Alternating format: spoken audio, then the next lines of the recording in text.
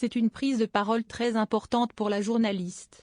Dans la soirée du samedi 24 mai, Léa Salamé a fait son retour sur le plateau de Quelle époque, après plus d'une semaine d'absence, en raison de la diffusion de la finale de l'Eurovision, diffusée le 17 mai dernier.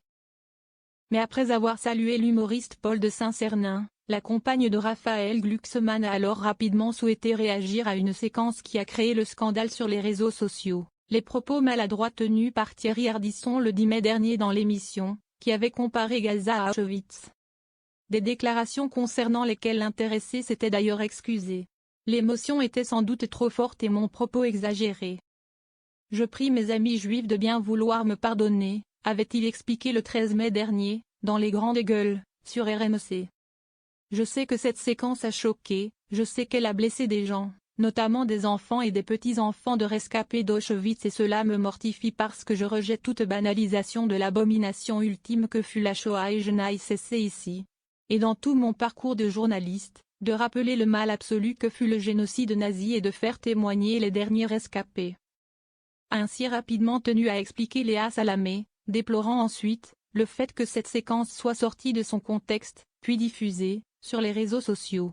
Comme elle l'a ensuite précisé, Thierry Ardisson ne voulait en aucun cas banaliser la Shoah, mais comparer le regard ou l'indifférence qu'on peut avoir face à l'histoire.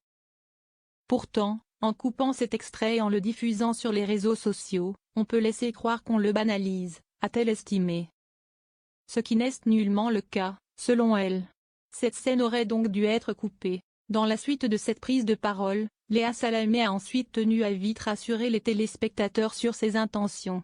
Loin de vouloir blesser les gens et de cautionner de tels propos, la journaliste a alors rappelé qu'elle fera toujours tout en son pouvoir pour combattre les haines. Je vous le dis tout net, être accusé de complaisance à l'égard du Hamas ou de l'antisémitisme quand on produit une parole forte sur Gaza, ça ne marche pas ici, pas avec moi. Toute ma vie, tout ce que je suis, mes origines, l'histoire de ma famille, du génocide arménien dans ma famille maternelle, je me suis battue contre les haines entre les peuples et entre les religions, pour la paix. Je suis le prix personnel et collectif de ces guerres, je suis le produit de cette histoire-là, a-t-elle ainsi expliqué, sur un ton solennel.